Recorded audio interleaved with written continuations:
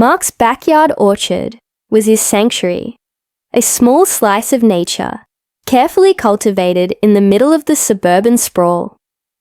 Rows of peach trees, fig bushes heavy with ripe fruit, and a few apple saplings gave his modest yard a lush, almost magical feel. Every morning, Mark would stroll outside with a cup of coffee, admiring the soft golden hues of dawn filtering through the leaves, feeling a quiet pride, knowing he was the only one on the block with such a thriving orchard. But this morning, something was off. Mark's gaze immediately fell on the peach tree closest to the fence. The branches looked thinner, the usual cluster of plump, blushing peaches, some even glowing with a ripe sweetness, were noticeably missing. His brow furrowed. Not again, he muttered under his breath. It wasn't the first time fruit had gone missing from his trees. At first, he thought it was neighborhood kids sneaking in after dark, or maybe stray animals, but something felt different now.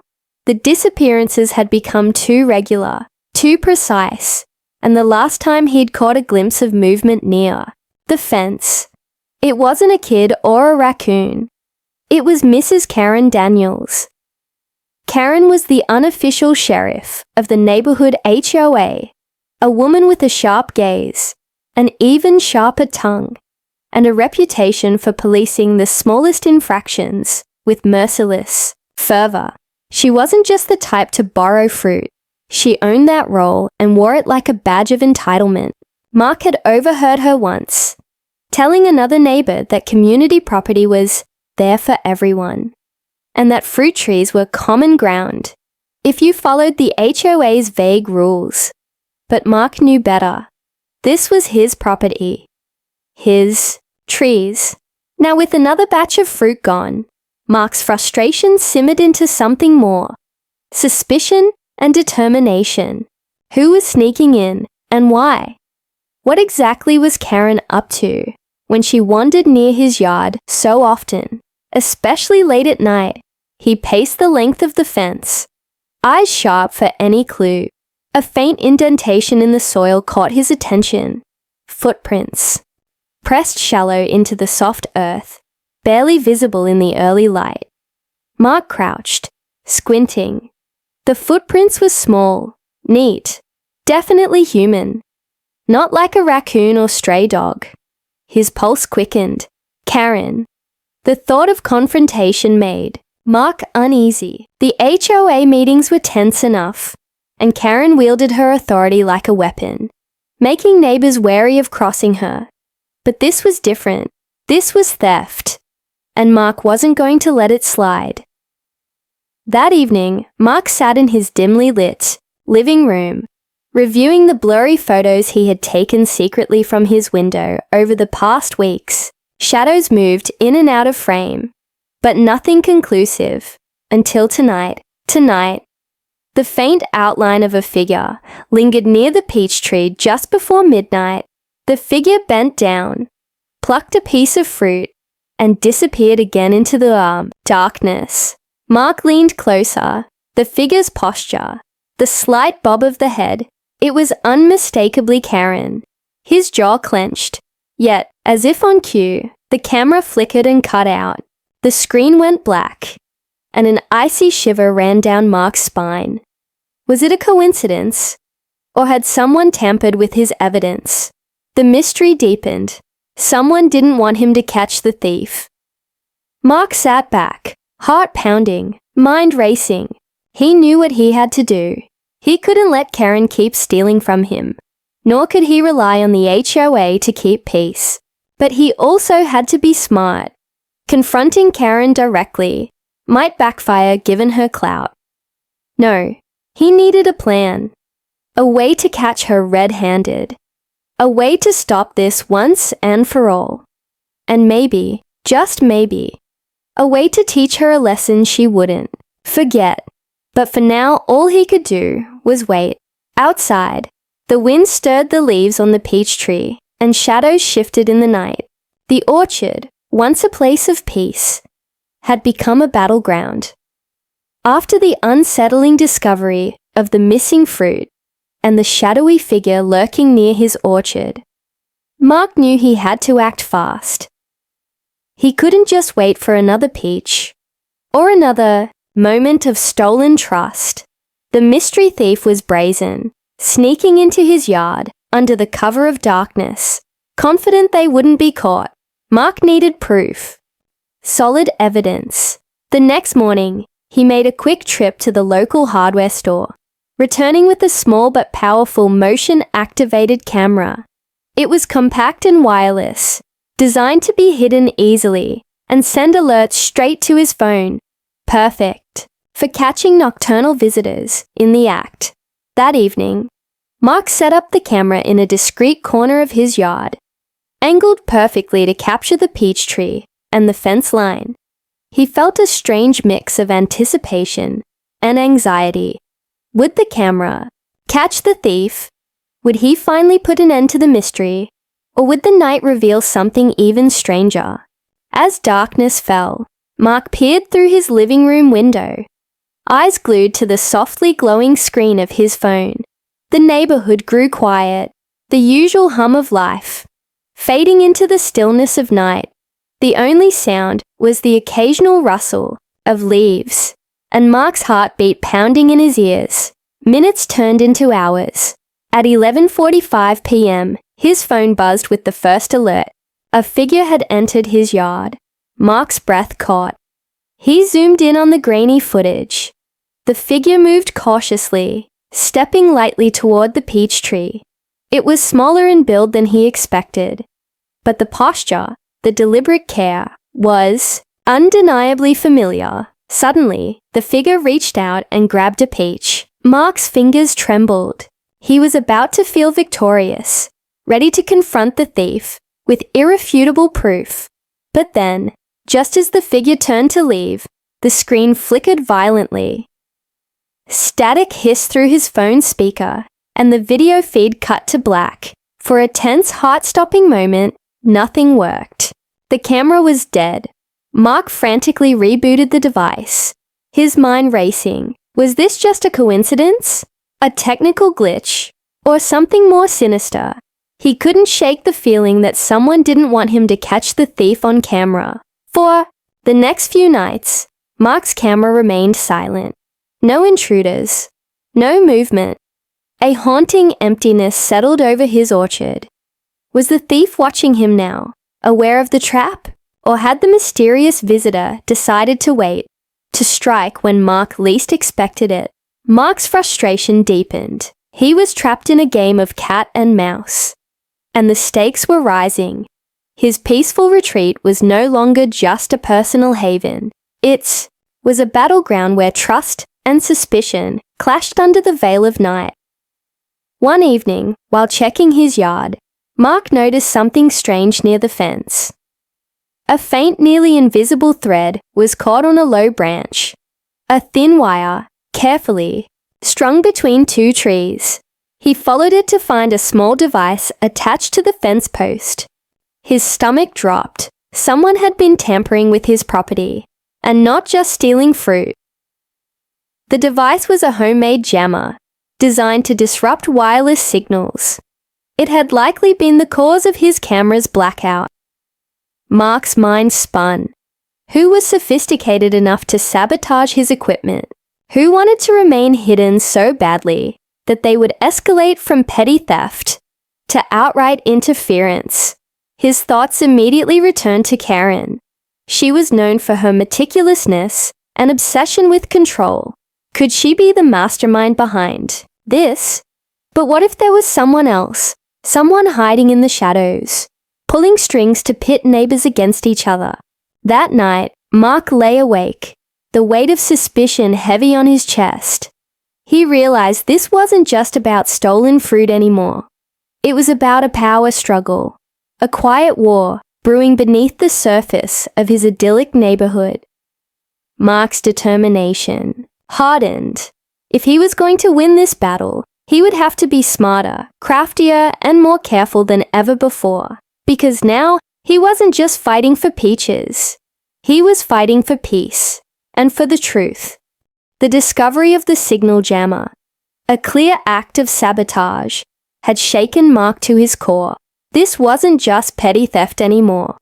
Someone in his neighborhood was willing to go to extreme lengths to keep their secrets hidden, and the more Mark thought about it, the more he realized how carefully calculated every move had been.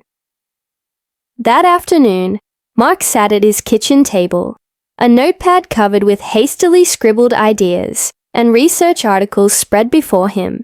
He was determined to fight back, but the challenge was clear. How do you catch a thief who's not only sneaky, but now actively sabotaging your attempts to catch them? He couldn't simply confront Karen without proof. She had the HOA's backing and the ability to twist every word against him. A direct accusation would likely blow back on him. No, Mark needed a trap, one that would be clever enough to catch the thief red-handed, but subtle enough to avoid legal or HOA repercussions. And then it hit him. What if he made the fruit itself a weapon? Mark recalled reading about natural spicy deterrents, how capsaicin, the compound that gives chili peppers their heat, could be applied to plants or fruit to ward off pests and animals. But what if he used it to send a message? He began experimenting. In his garage, mixing crushed cayenne, habanero extracts, and a bit of honey to make a sticky, invisible coating for his fruit. It would be harmless, but agonizingly hot, enough to shock and deter anyone who dared steal from his trees.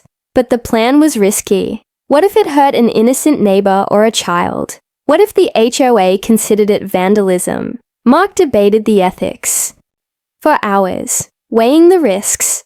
Finally, he decided he would only coat a select few of the juiciest peaches, placing them carefully in the most obvious spots. The perfect bait. That evening, Mark prepared the trap with painstaking care. He coated the peaches, their skin glistening faintly under the fading sun, then placed them strategically near the fence and at lower branches. He stepped back, heart pounding. The bait was set. Still, Mark couldn't shake a gnawing unease. He was entering dangerous territory, turning his peaceful yard into a battlefield, risking escalation. Yet he also felt a flicker of excitement. This was his chance to take control, to outwit the thief and reclaim his orchard. As night fell, Mark double-checked the camera placement. This time, he hid 2 cameras, one on the tree itself and another facing the fence line. Ensuring no blind spots, he locked his doors and settled by the window, phone in hand, ready to catch the intruder. In the act, hours passed slowly. The moon traced a silver arc across the sky, casting long shadows over the orchard. Mark's eyes ached from staring, but he didn't dare look away. At precisely 11:58 p.m., his phone buzzed. He barely dared to breathe as he opened the video feed. There she was, Karen, quiet, almost cat-like, creeping over the fence. Her face was tense, her eyes flicking nervously, as if she expected to be caught. She moved with practiced stealth, her hands reaching out for the peaches, and then she bit into one.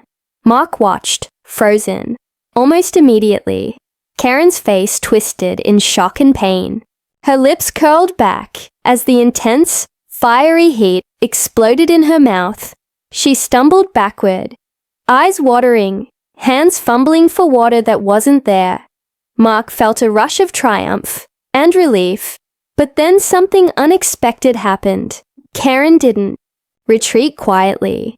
She glared directly into the camera, her eyes flashing with fury and something darker, determination. Mark's victory felt fragile. The game was far from over. Outside, the wind rustled the leaves again, and shadows shifted. The orchard was no longer just his sanctuary. It was his battleground. The night air hung thick with anticipation. As Mark double-checked every detail of his plan, the spicy peaches sat like silent sentinels, carefully placed where no thief could resist.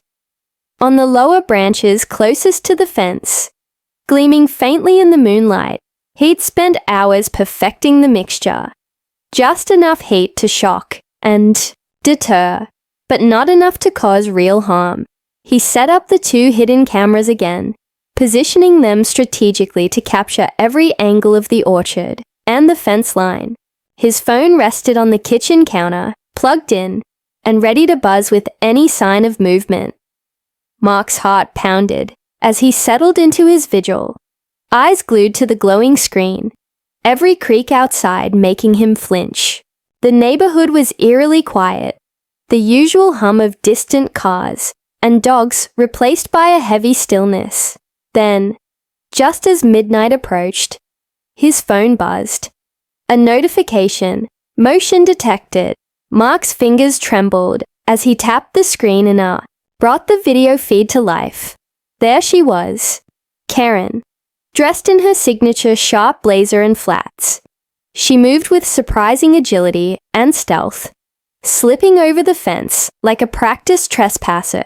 Her face was hard, eyes narrowed with the focus of a woman on a mission. Mark's stomach twisted. She made her way to the peach tree, eyes scanning the branches for the juiciest fruit. She plucked one of the coated peaches, unknowing it was the trap set just for her. Karen bit down. The expression that crossed her face was instantaneous and unmistakable. Shock, pain, fury, all swirling into a wild dance behind her eyes. She coughed, her hand flying to her mouth as the fiery heat exploded.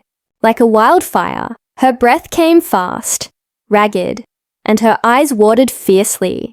She staggered back a step, almost losing her balance.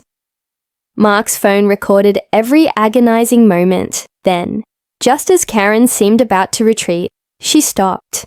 Slowly, she wiped her eyes and glared directly at the camera's hidden lens. Her lips curled into a thin, venomous smile.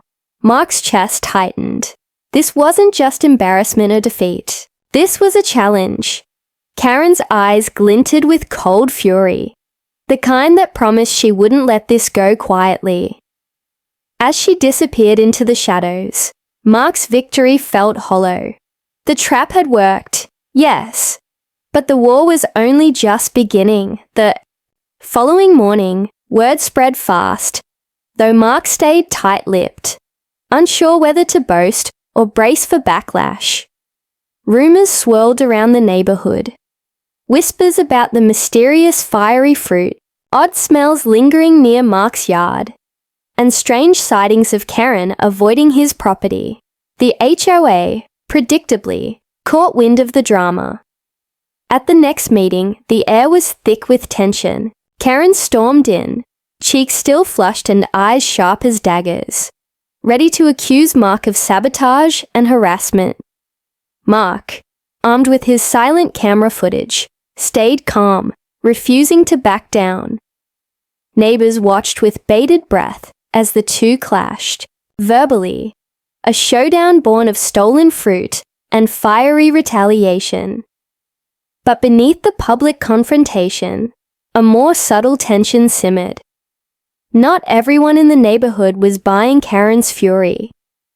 Some sympathized with Mark's right to protect his property. Others feared the escalating feud threatened the entire community's peace. And in the shadows, the question lingered.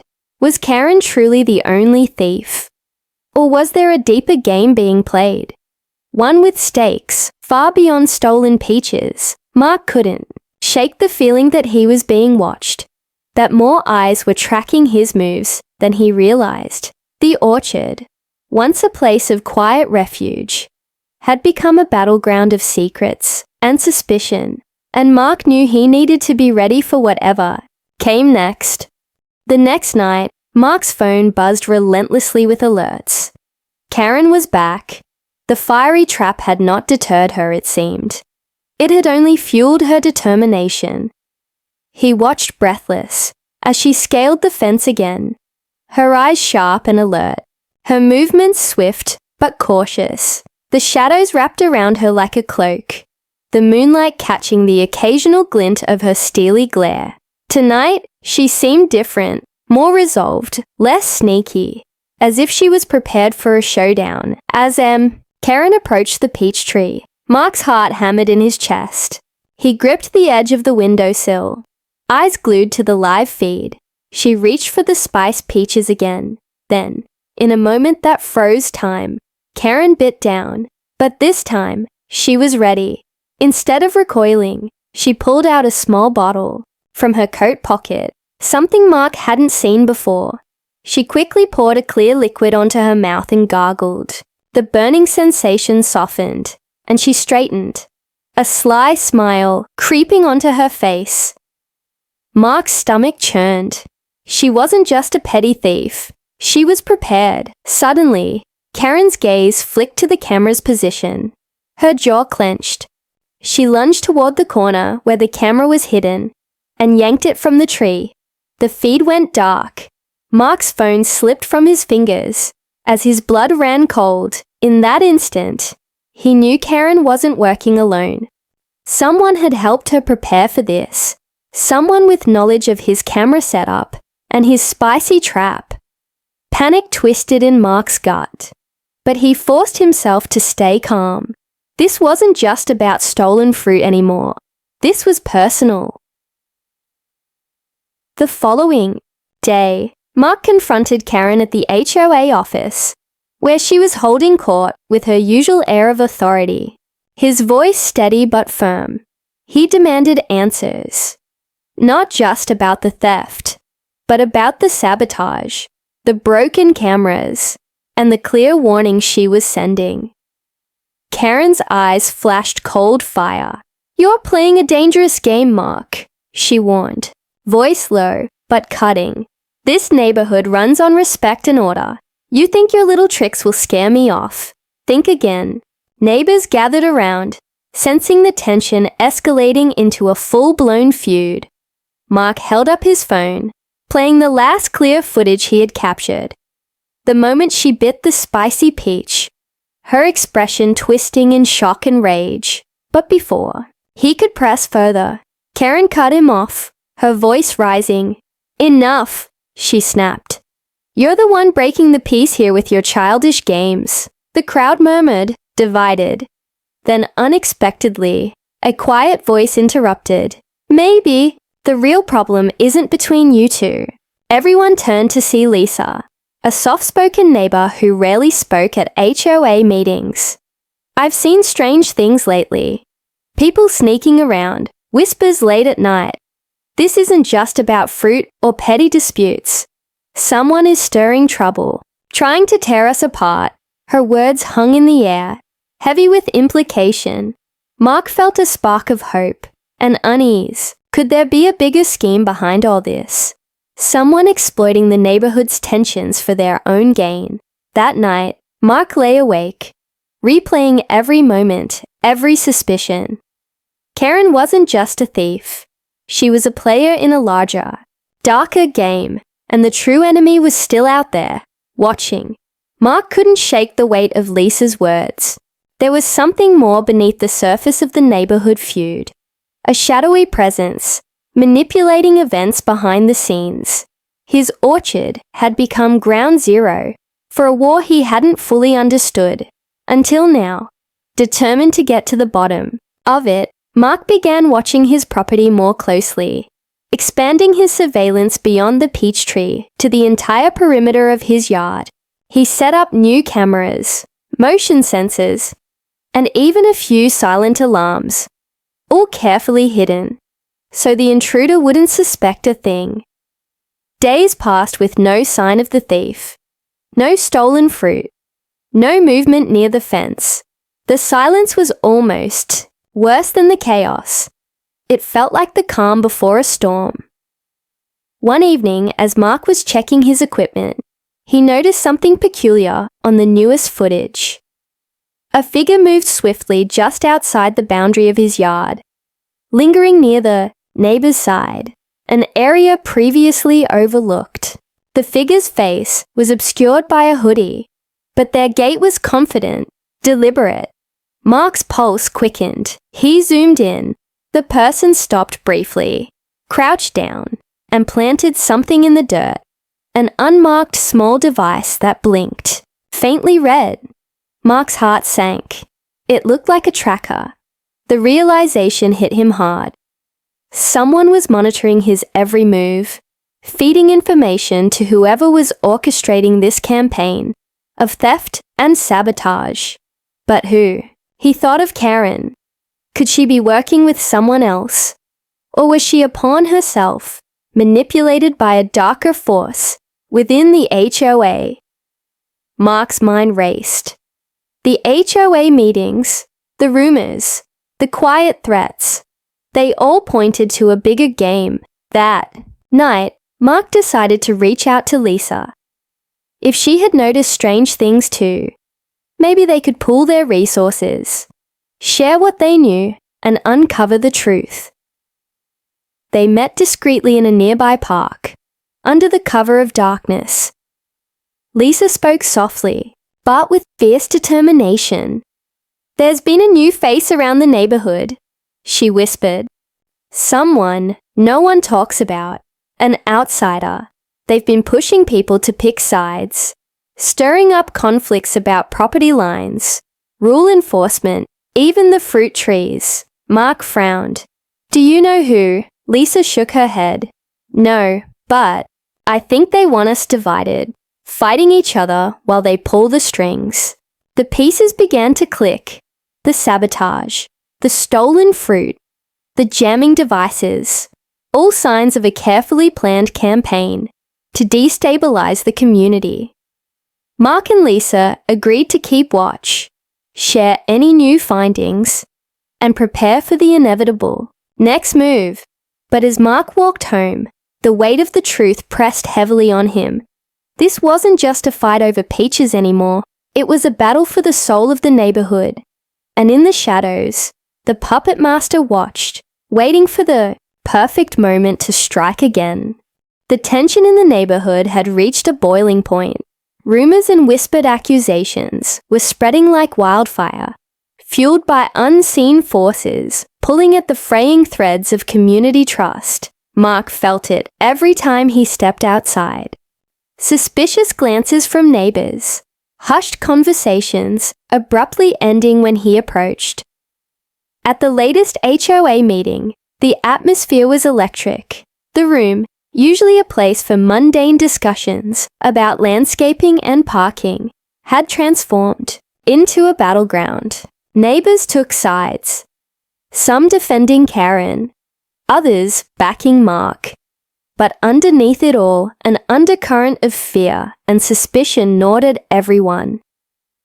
Karen, emboldened by recent events, stood at the center of the storm. Her voice rang out sharp and accusatory. "This isn't just about stolen fruit," she declared. "This is about respect. Mark has gone too far with his traps and cameras. We need order, not chaos." Mark rose to respond, calm but resolute. "I'm protecting my property and my peace," he said firmly. "But it's clear someone is trying to divide us, to pit neighbor against neighbor." The room fell silent for a moment before a voice from the back whispered, "Who's behind this?" No one answered.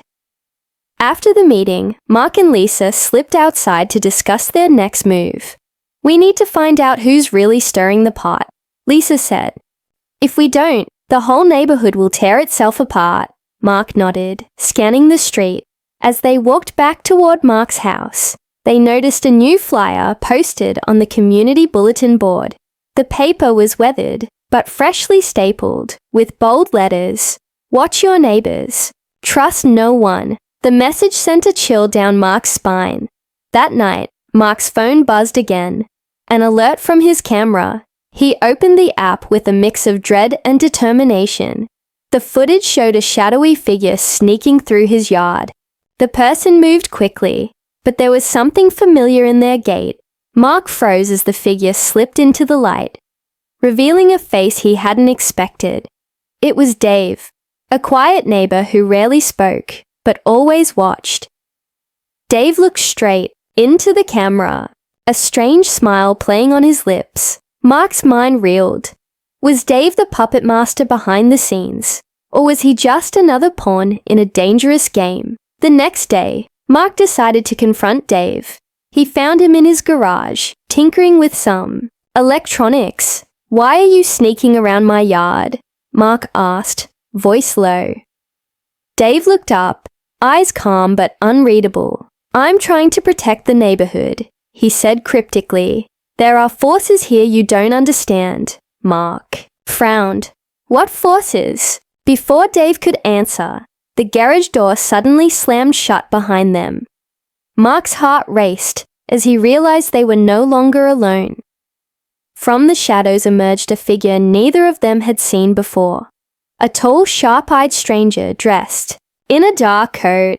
"I'm afraid this conversation just got more complicated," the stranger said with a chilling smile.